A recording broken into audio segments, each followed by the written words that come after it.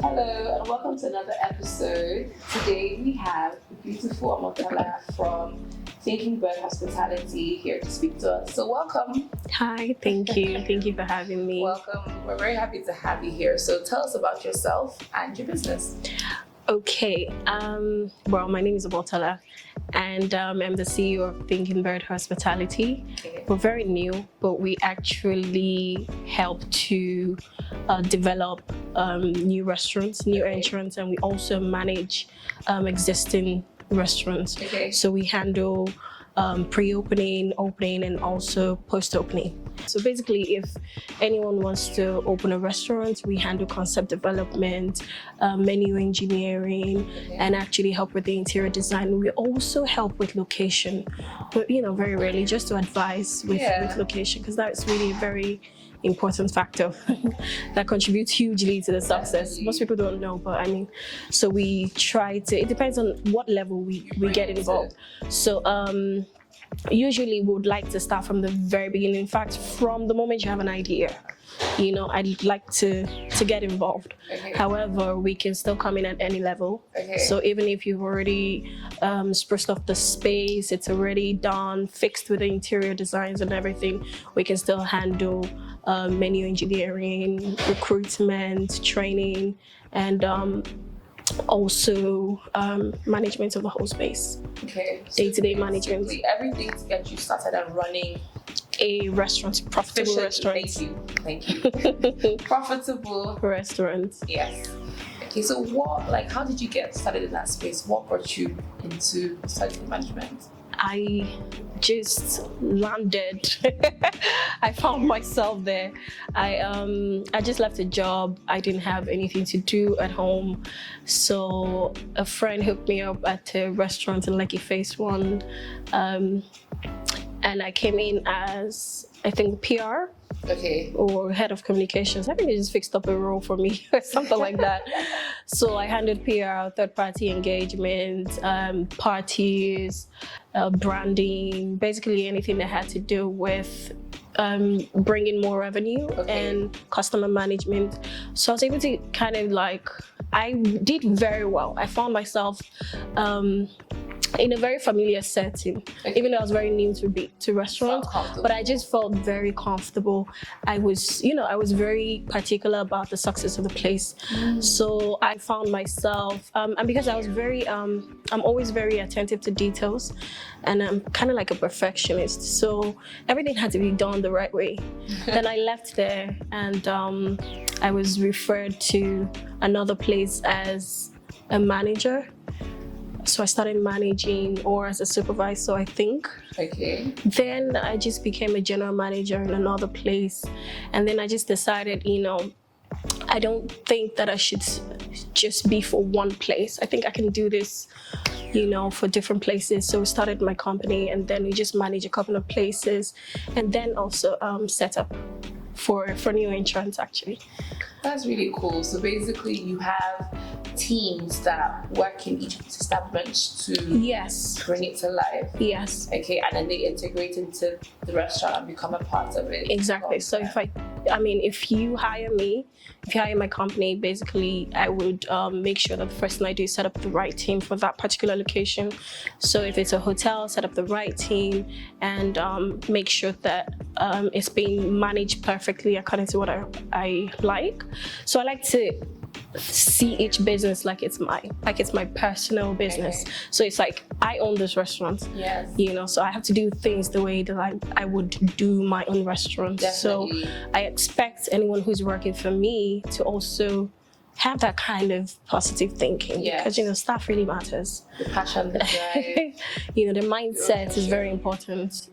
And you need those people. Without them, you can't run a place on your own. So you basically need people around you, and people who are always on their feet. Because restaurant industry, hospitality is actually a very, very fast-moving place. You have to think on your feet, you have to be very proactive and things like that. So yeah, especially in Lagos, any other place, but especially in Lagos.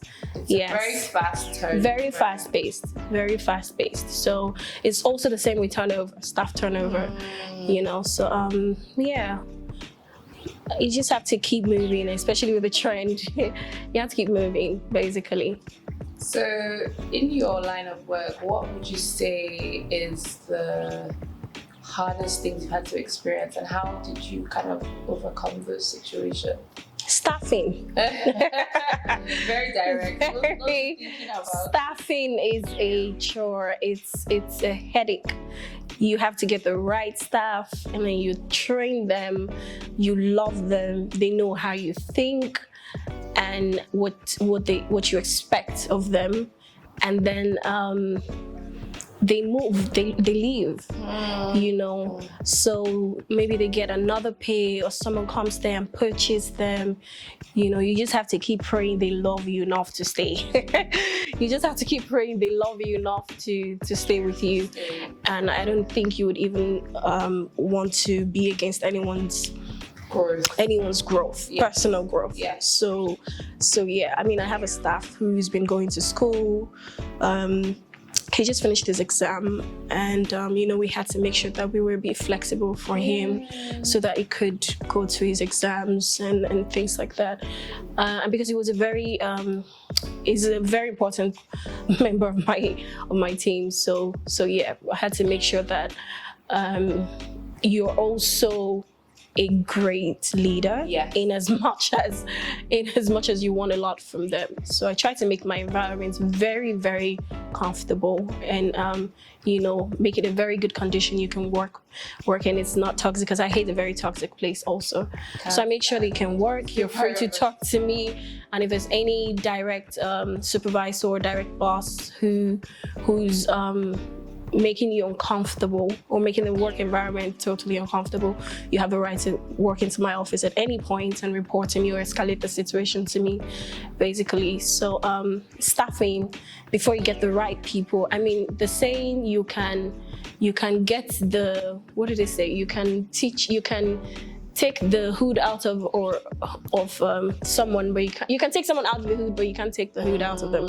So you can take someone and want to give them a better life, or train them, but you can't really take the personal upbringing out of them. You can't take the environmental factors that they grew up in. You can't take that out of them. You can train them, polish them, but whatever has been part of them and instilled in them is still there.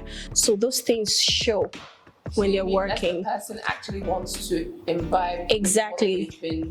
So you train them according to hospitality standards. This is what you do on the floor. This is how you expect it to move. But then once in a while, almost regularly, in fact, not once in a while, regularly, there's this side of them that just shows. And you have to constantly change people, because if you're not working for me, if I'm not seeing the results, if you're affecting my business, you just have to go.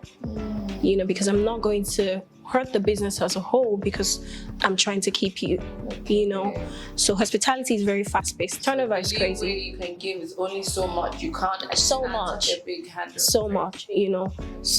So staffing, very importantly, is that. And then maybe the economy, the up and down of the economy, going up, coming down, affecting people's buying power and things like that, So yeah. So how do you manage those situations? I think that's... Well, so for staffing, I've already talked about. So I think you just have to stay ahead. You just have to keep moving. So if, for instance, I always advise every 3 months or 6 months, you take a look at your menu. Okay. What's moving, what's not moving? Can we take out one thing? Look at the price review. What's going on in the environment right now? Do we need to increase or decrease? Do we need to add something that's probably trending right now? Do we need something that people would look up to as a reward for the tough week? So I have a couple of things that I look at the menu, and if people, no matter how bad the economy, some people like to reward themselves for a week well done. So it's my space where I want people to come to after the whole hustle and bustle of the whole week? Do I have something on the menu to make them want to come and take care of themselves or take care of someone else? So you have to do that every now and then, and just train your staff basically to just always be there. So even if it's just 2 people that come in that day, where they trained well, and then are they ready for the burst of customers that will come the next day? So it doesn't matter if the economy is good or bad, or up or down. We still have to just be there, maintain the standard no matter what, and keep hoping that when it goes up or down, it's in our favor. It does. I mean, usually when you put in, like, example, customer service is such an important part of people's experience. They might come and love the food, love the ambience, but if people that are working with are rude to them, or they feel like, they've just been jolted a certain way, they won't want to come back. And it just kills everything that's happening. So you're completely right about staffing being an integral part of. Very integral. Very, very. They're the first people you meet, they're the last you leave. So how they greet you even matters. You don't even know. A customer might not come back for the tiniest reasons. You don't know. So, and 60% of customers will not let you know they had a bad day. They won't say anything. They won't let you know they had a bad experience. So my thing is, I feel like people don't really like to give feedback in Nigeria. And I feel like I've looked on different levels. So some businesses don't like to hear feedback. Yeah, some don't. And some customers now feel that, like, nobody cares, so I'm not going to say it. I'm just not going to come back. Exactly. So what have you done, or what do you think is the best way to handle that? Because I won't lie to you, I think I've been on both ends of it. As a customer, I've gone to places where I felt like I was satisfied and I brought it up. And it might not be an expensive thing, but the response I got was, I mean, even 2 days ago, I bought toothpaste, it's very random, and it didn't taste like toothpaste, it tasted like something else. And in all my life, I've never had that kind of taste before. I took it back, and the response I got was just basically, did anybody ask you to buy it? Did anybody force you to buy it? And so therefore, what do you want me to do? And I was like, you didn't even check what I've said to you. So for me, I got angry because it's like, you've not even investigated what I'm telling you. They just let me automatic no. And that's like, it's irresponsible. The way I see it is either you sold me a fake or an expired product, and you're not trying to basically just, you don't even care. Did you buy a popular brand? Or yes, a popular brand. So I'm just saying, for me, I was angered, and it's like, I would just say to myself, that people sell fake. You're just not gonna go back. So I'm saying, what do you like? What measures do you feel are the best measures to take to help? If your customer has experienced a bad, because you're only like the head of your business, you're not there all the time. No.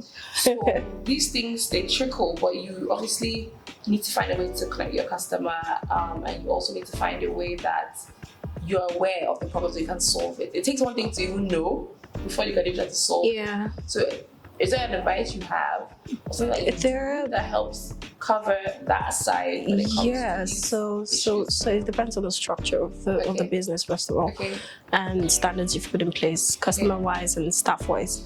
So for my staff, there's a hierarchy on the floor. There's floor supervisors, and then there's the waiters, then there's the head waiter, there's the waiters. So everyone knows that they have to go and ask customers.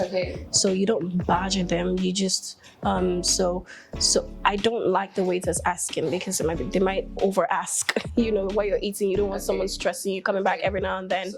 So the supervisor who monitors what's going on the floor, I kind of train them to see people, to be able to read customers' faces.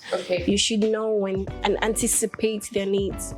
So you should know when you give the food to someone, you should know when someone likes the food. And if you're not sure, you can just go, oh ma'am, hi, did you like your food? How is it? I hope there was no complaint. I do that myself if I'm on the floor. So I think they also see what I do when I'm around. there's no one I can talk to, there's no one I can serve. So they kind of like try to do the same thing, you know. And every day I get reports on what's going on what complaints that we had, if it's kitchen, if it's the food, if it's the staff, if it's the ambience, if it's anything, you know, no matter what the complaint is, we have to take note of it. So they go to make customers. Okay. Because we're not even so big. I don't think it should be any restaurant can be too big for you to ask customers. You may not be able to touch all tables, yes, but you should be able to ask around. So and if when they came in you were smiling, I feel like they would want to say something. You know, what was the kind of environment they met? Was it a smiling environment? Was it a friendly approach? Did you smile with them? Did you ask them how the day was when they came in? When you dropped each of the food on the table, did you ask them, or did you say something about, oh, I hope you enjoy your meal. Please let me know if there's any complaint, or you know, those things that you say, they matter. You know, so if before the end of the meal they already felt that vibe from you, it would be easy for them to say something, oh, I think that this bread is not so fresh, or oh, I don't think this is what I wanted to order for. You know, I think that it's supposed to, they will say something. Okay. However, if they just came in, just went to sit down, it's a bit cold. If the environment is cold, they won't want to say anything. They'll just be like, oh, we're not coming back again, stuff like that. And that's it. And it's better to have returning customers than no. The moment they leave, as they're still sitting down, you can still do something. But the moment they leave, that's it. Because the only thing you can say, oh, please come back again, food on the house. But no, it doesn't work. Actually, I haven't seen anyone who comes back just for the food or because it's on the house.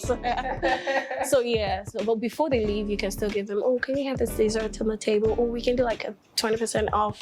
We're so sorry you had this experience. So, you know, provide some sort of backstory for why the experience was terrible, and let them know that it's not like this normally, you know. You can't be 100%. Sure. As a restaurant, there's no way. Sure. There's no way. And they know that. They know that. They just wish that their own experience was good. Was not the terrible. Yeah, exactly. Exactly. So I mean, everybody already knows what to do. You should know how to talk to someone. And I let every supervisors or floor supervisors have some sort of authority or autonomy that they can also give. They can remedy a situation.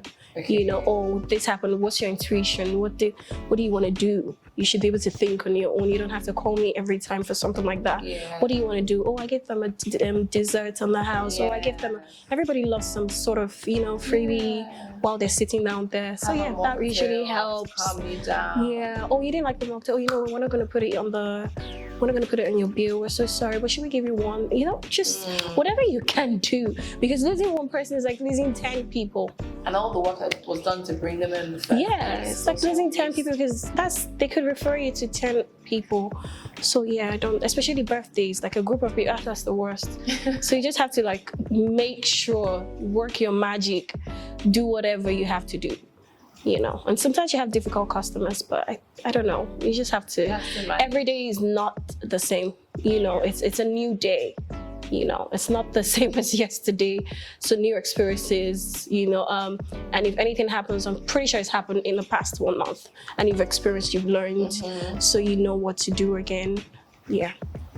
That's really cool. So when you look back now on your journey so far, what are the 3 things that you wish someone had told you before you got into this? So it's like, I guess, advice that you give to, obviously, us that are listening here, on how that maybe you would have handled things differently, or what you would have done for, you know, I mean, now you know that maybe you had to experience other things first. So what things would you tell other people, or tell yourself, if you had known all these things? Regarding the industry? Regarding the industry, your business, and the whole state. Oh, okay. If I'd started earlier, I would probably have had more experience when it comes to running your own business. Okay. And by now, I would probably would have expanded more and not be so small. Right now, the company is just me. Okay. You know, so I wish that I started earlier so that by now that I'm getting clients, I would have my own company's teams in different locations, not me going to different locations and running the place, you know. So yeah, started earlier, faced the fear and just, you know, trashed that very early. And you trashed it now.